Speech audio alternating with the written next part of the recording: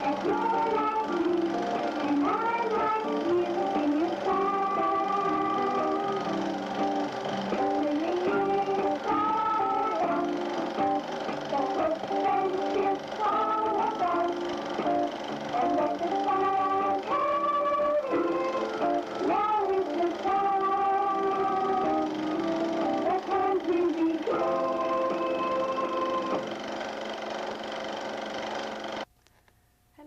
welcome to Artists Without Boundaries.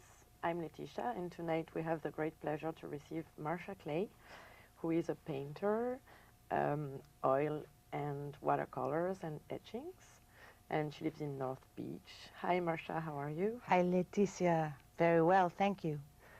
So, you've been living in North Beach for more than 27 years? It seems somebody else is keeping track, not me. So you are painting for how long now? I started painting when I was, like most toddlers, 2 years old, but I started taking it seriously when I was 12.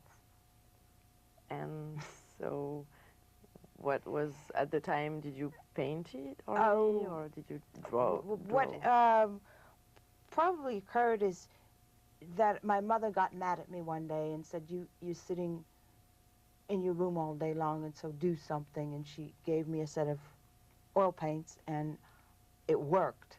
So I have to say I had a mother behind me who was like a steam engine, but the fact was it was the right thing for me. She just accidentally picked it, and it took off, and 2 years later I had an art show when I was 14. Whoa. So that was the first art show you ever had in your life? Yes. And so I know that you have been studying in France when you were 15. So was that thing that decided you to go to France and study arts and be an artist? Or what pushed you to decide to go abroad and study arts or anywhere else then?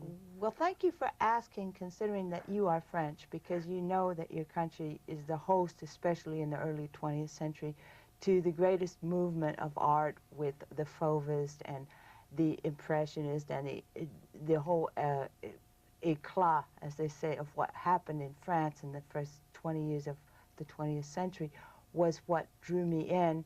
And fortunately, when you're 15 years old, you don't think about decades and, well, that happened a long time ago. It seemed to me like it just happened because I just discovered Picasso or I just discovered Matisse.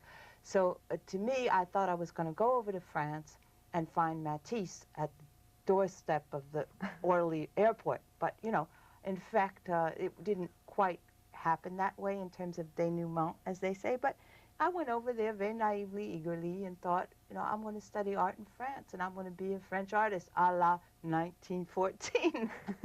So there is a little bit of retro in my work. That's what it came from.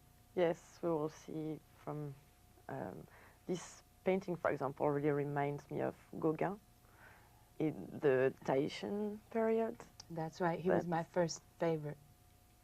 He was my first favorite. And that's very, we can really feel the inspiration in it. Yeah. It's a very beautiful and colorful one. Thank you. So where did you live in France? It was a haphazard choice. I was 15, and I had no knowledge of France. I looked at the map, and I saw the word L'Orient, which means the Orient. And I thought, oh, that place must be exotic. Talk about thinking literally, right? So, and it's on the West Coast, and I lived on the West Coast, so I thought, that won't be too hard of a transition. You know, we got Oriental people here in California, that's the Orient. Well, it was really, you know, simplistic thinking, and I went there, and it was this town that had been bombed out in 1944 or 45 during the Allied invasion, and there was nothing there. It had none of the romanticism. It had none of this splendid architectural beauty that I thought was going to come along with any place you went in France, including the chateaus and the castles and the whole thing. So you had a very ugly Lorient and a very fabulous art school, as it turned out, which for some wacky reason had accepted me as a student. And all I had was 12 slides of a 15-year-old's concoctions that she'd done in her bedroom. But they invited me over, and I went. And the painting that is right behind us, is it one of the paintings you sent? That was one of the paintings I put in the slides that I sent over to Lorient, to the art school, which at the time had the youngest director of any art school in France. And so perhaps his youth was part of what allowed him to let me in that school on the basis of that work. They weren't old-timey, you know. They were willing to try new things. He was only 30 years old, and his wife was 25. Oh, yes. The and director already of the art the school. director of Les Beaux-Arts. Les Beaux-Arts. That was something to be that young and in charge of an art school. And this portrait is a portrait of yourself? That portrait was just made up. I usually faced an empty canvas without any idea what I would do, and let it come to my mind as I looked at the blank space, and something would come up. So how old were you when you did this one? I was also 14, 15, I'm not sure. And it seems there's a lot of maturity in this work already, whereas it's like only the beginning of it, but it's... Thank you. Thank you. So you are doing very various things. You went to Japan too, and we will see later that there is some works that is really related to Japan that looks like estampes japonaises. You're very observant. I was a ping pong ball from the time I decided to get out of my parents' house and go study in France and study art. And afterwards, I ended up for a while in Japan. It was serendipitous. Some Japanese friends said, you know, come with us, and I went. And that experience, I was at that time the age of 20, was so wonderful because Japanese art is aligned to my sensibility and much more organized than I'll ever be, and has thousands of years of discipline instilled in it. So maybe I got a little education from that, but it completely inspired me. And I've carried that with me ever since, and found it again, rediscovered that initial seed of inspiration that came when I was 20 in Japan for a 4-month stay there, when I moved to North Beach 27 years ago, and found not Japanese people, but Chinese. And it's not to generalize the Asian traits, but there is this Asian calm in the gestures of Asian peoples that seems not so self-conscious, not so devised. They don't care if you bump into them, and that's a wonderful thing because you get a natural quality in the poses that you're going to see from day to day walking in streets in Chinatown of people that aren't self-conscious. That's what I would like to bring to my canvases, is just unself-conscious humanity. This is how they are, you know, nothing doctored up. No Paris Hiltons, you know. Yes. So you are not only a painter, but you're also a writer. You've been writing 2 novels, and also you wrote a little story in this book, which is called Staring Back. The Disability Experience from the Inside Out. This was edited by a fellow named Kenny Freeze. And Kenny Freeze had a profound disability, multiple sclerosis, unable to move. He's also very small. I'm sorry, I don't know exactly what his problem was, physically, his disability. But what an inspired guy. He got all of these writers together, and some of them have passed away. Andre Debus, Stanley Elkin, Ann Finger, who else is on there? Shoot, Adrian Reach. Anyway, my great thrill was when Kenny invited me to be in this anthology, and I had never published anything yet. I'm a fledgling, you know. And my even secondary great thrill was being alphabetically sandwiched to Andre Debus, because of C comes before D, and we were both in fiction. So I got to be, you know, as close as I'll ever be in my life to one of my favorite writers. God bless his soul, he's gone now, but died in an accident. But these are all talents, people who wrote with disabilities. And your program being devoted to people who make visual art with disabilities, this is very close, I think. And I don't have much more to say about that because my actual novels have not been published, and it's just been climbing, trying to get it published, going through four agents, going through multiple rejections from multiple publishers. Seems like all of New York and Chicago and Los Angeles, too, has rejected my books. And that's okay, because if anything is a parallel to persons that have, you know, a disability of any kind, you learn one thing. You either feel sorry for yourself, which is you know, forget it, that's dead end, or you become somebody who keeps trying. So I think in one sense the disabilities helped me as far as attempting to get a published book, because I don't care if they reject it. My saying when I was a little girl that kept falling because of the cerebral palsy was, well, what's the worst that can happen? If I fall down, I have to get up again, you know? So that's the same thing with the book. The book maybe eventually will get, the books will be eventually. So, and your book is your story about you and your disability? Or? Well, the first one is actually an honor to my family because of a wonderful family I came from.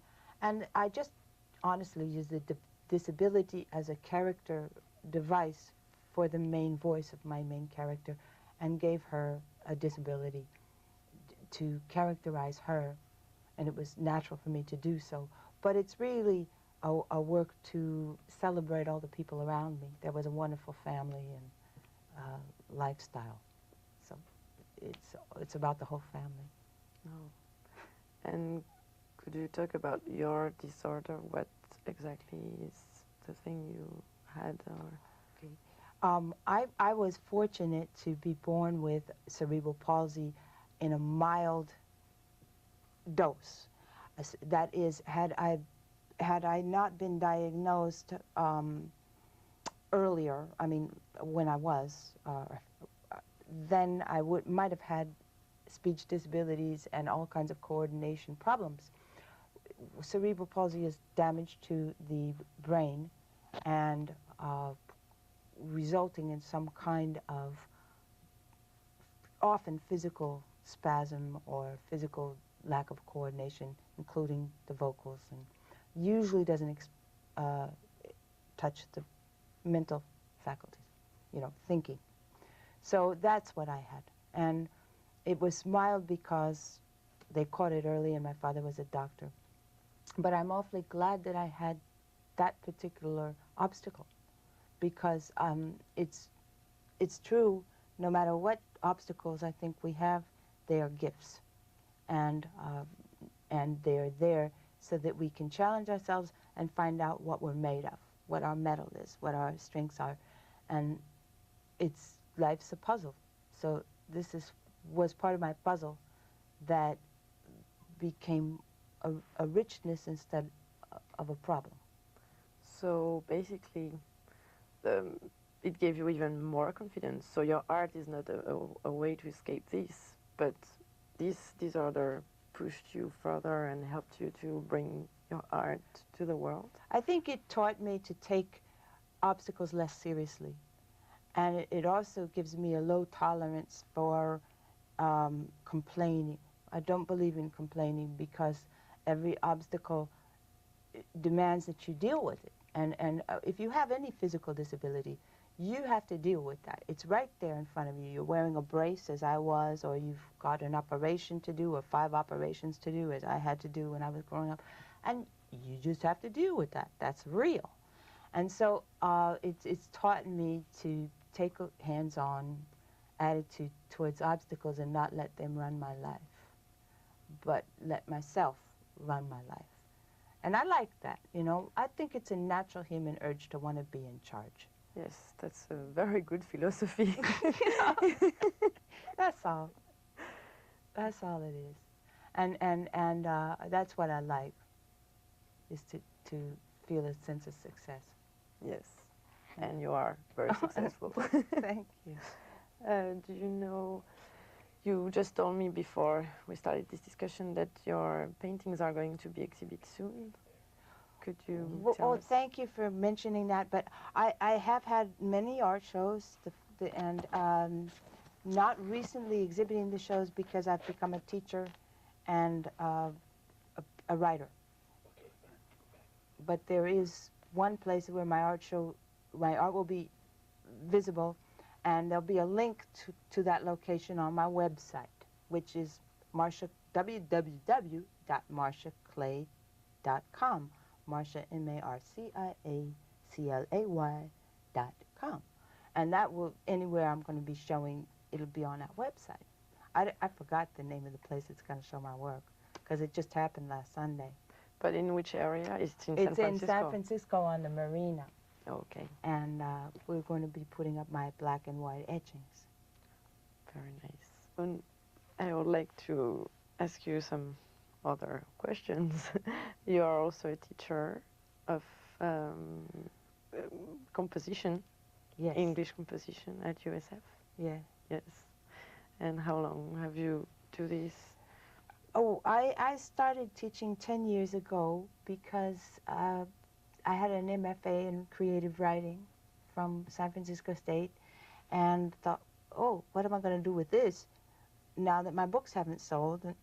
And so it seemed natural that I would teach. Everybody has to make a living, and I've been raising my single motherhood lifestyle that I've been having to raise my son by myself. So got the job teaching, and it just turned out that I love to teach, and I enjoy each new batch of students and find out, you know, what jewel box is this? Who's going to be in this group of students alert and alive and have something wonderful to say on a page?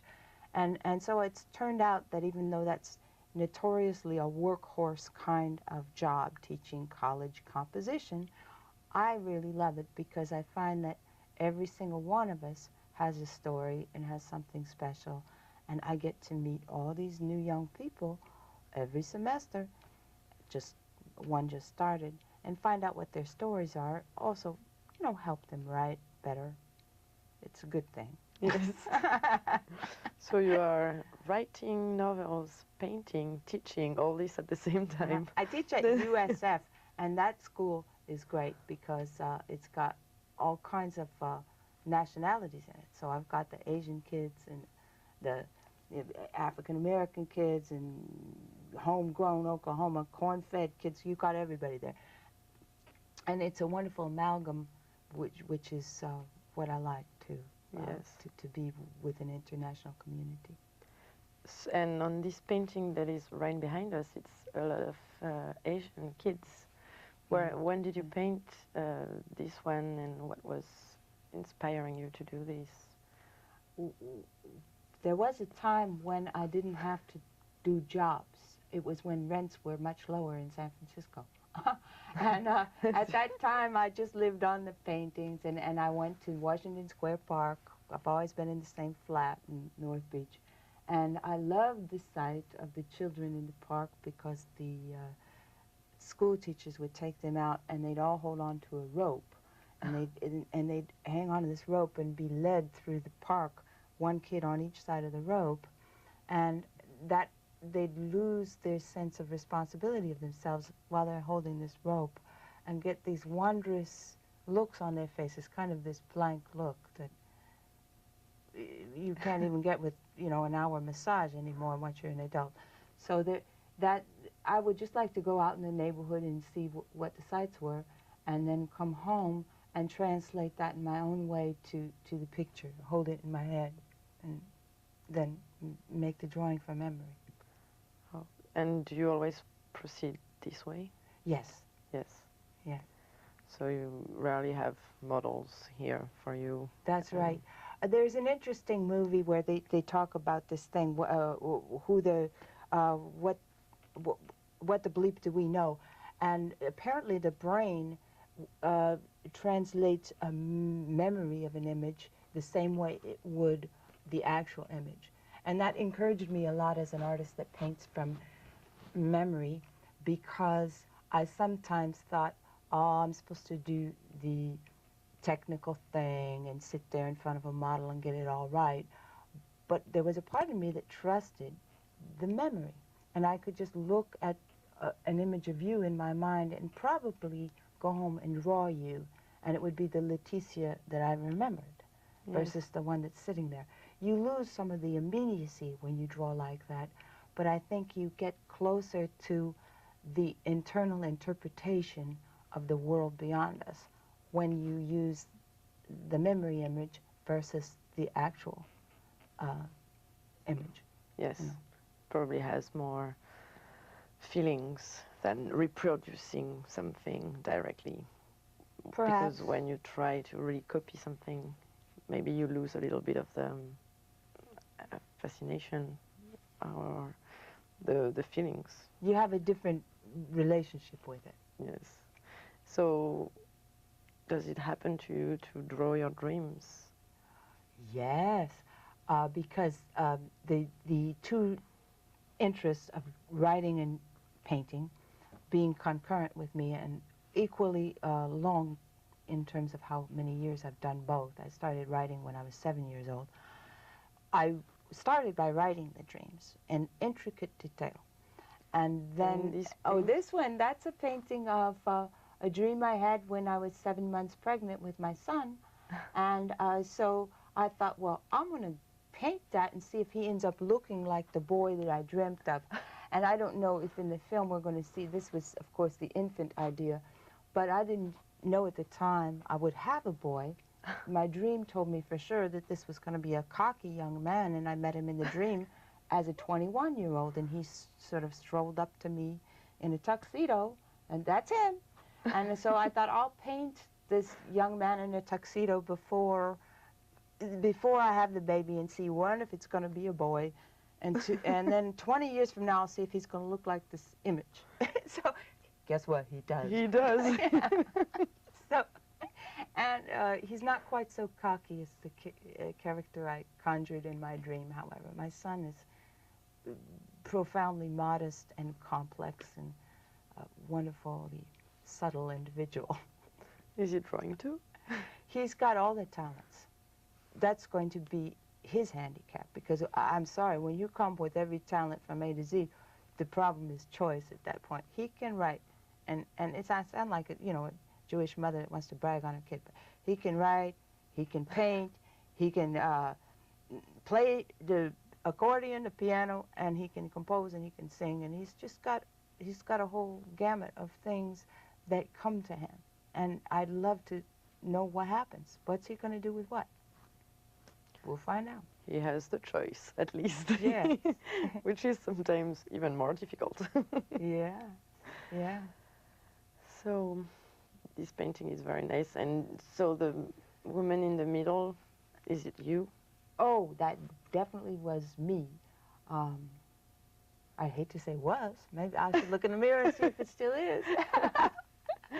And this one? Oh, that was right after Japan. So I was around 21 when I drew that, and I did a series of charcoals of the impressions I had from individuals in Japan and the lifestyle there. Which is probably very different from the French one. So you experience both, and right, right.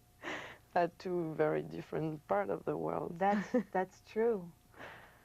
It's exciting though that as an American, it's interesting. Some Americans embrace American art, and they start painting American cars and American logos and Marilyn Monroe and all that.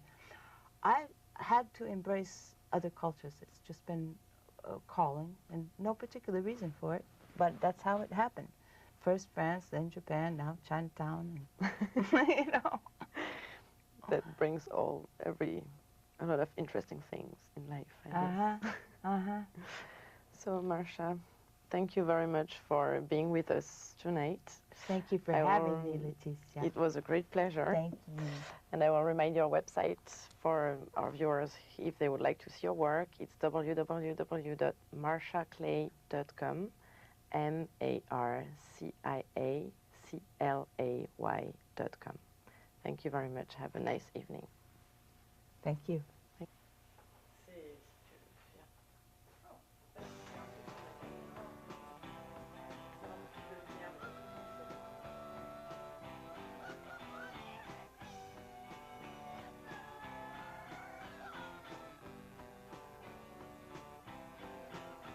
and welcome to my basement. This is the basement where the Isabella show props, wigs, costumes, hats are all kept.